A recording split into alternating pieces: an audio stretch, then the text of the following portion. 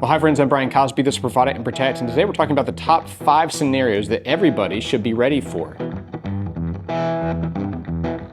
You know, a lot of people think that preppers are just kind of crazy because they're always thinking about some doomsday scenario, or they've seen too many movies of zombies or something. And really, what I want to advocate for is just to go back and live like your grandparents. My grandparents, they were always thinking ahead, they were always prepared, they were always canning, having their own garden, that kind of thing. And really all we're trying to do is say, I want to be a provider and protector for myself, my family, and for my community. And these 5 scenarios I want to talk about today are really those things that could actually happen in our lifetime.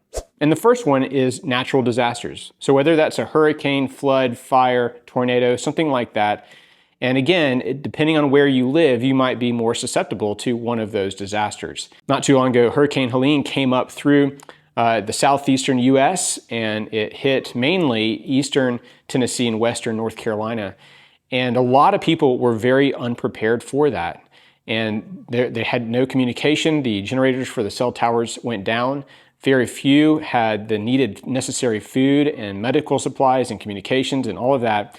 And I got so many negative comments after I did a video on this that people were saying, well, because so many homes were just washed away, it also washed away all their preps. So therefore, it's useless to prepare. So I think it's a faulty argument. I would rather be prepared, and I would even suggest in that kind of situation to have a go bag ready in your home. So if you had to bug out, you could just grab a bag and take off and know you can at least survive for a few days. Another scenario that's often tied to natural disasters is a grid down situation where, you know, there's no electricity.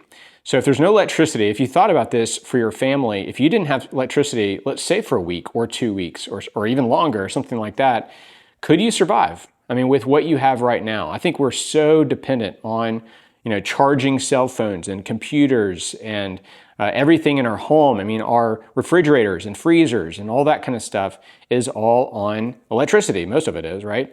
So, you know, when you think about this, you're thinking about, okay, are there alternate forms of power, of electricity? I mean, like generators or solar or something like that. And again, people think, oh, you know, we'll always have electricity. Well, again, there's been so many times where a storm has hit or some other situations happened that people have lost power and for an extended period of time. And so I would recommend thinking through that kind of scenario, that if you couldn't charge phones and you couldn't do those basic kinds of things, then what would you do? I mean, what would you do to communicate if you didn't have a cell phone? Or a landline phone wasn't working or something.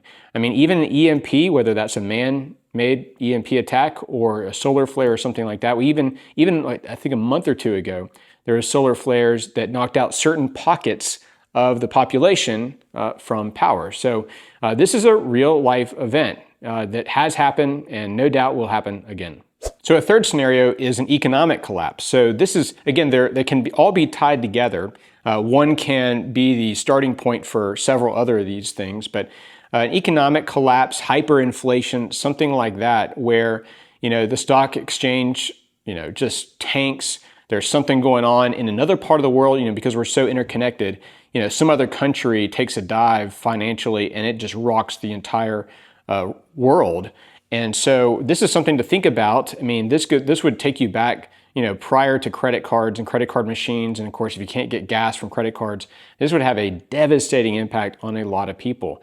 And so do you have things to barter in that kind of environment? Do you have skills that you could trade for items that you need? Things like that. But certainly something to think about. I mean, our national debt is just astronomical. And to think about something could happen that could trigger an economic collapse that would take us back into like a Great Depression era, and that we're having to rely more on the knowledge and skills and things that we can do to provide for and protect ourselves and others. So a fourth one would be civil unrest or martial law or something without the rule of law. And again, these are all interconnected, or can be all interconnected, where you have some other disaster or scenario crisis event, and no longer can you get food at the grocery store. You know, trucks aren't running because the diesel is out, or I don't know, something. And all of a sudden, people are without food for 3-4 days. Now, think about this. If people did not have food for 3 or 4 days, they're going to do whatever it takes, and that could be a criminal, illegal activity, whatever it takes to provide food for themselves and their family. And it's kind of that basic survival instinct. So, and a lot of people, they're not going to go hunt, or maybe they don't have a gun to hunt or can't trap or anything. So what are they going to do? They're going to take it from other people. And so it's nice to have those preps and those things that you're preparing for these disasters. But if you can't protect it, then you're just a wide open market for someone to come in and just take all of your preparations. So being able to protect that, fortifying your home, knowing how to protect your home from invasion, protect your home from looters. I mean, of course, we see this almost every natural disaster. There's always looters that come in and take advantage of people and homes and that kind of thing. So are there ways, have you thought about, gates and fences and dogs and other things that you might need to have to protect yourself from? The idea of these wandering bands of marauders is a real possibility. And it's happened before, no doubt. I think it'll happen again. And the fifth and final scenario I want to talk about today is really a biological threat or some kind of pandemic. Of course, we had the COVID pandemic. But even more than that, some kind of threat or attack, biological attack. And this would really require you to think through your medical supplies. Do you have adequate medical supplies to care for the hurt, injured, wounded, the sick? Even things like radiation poisoning, masks, even suits, whatever it is.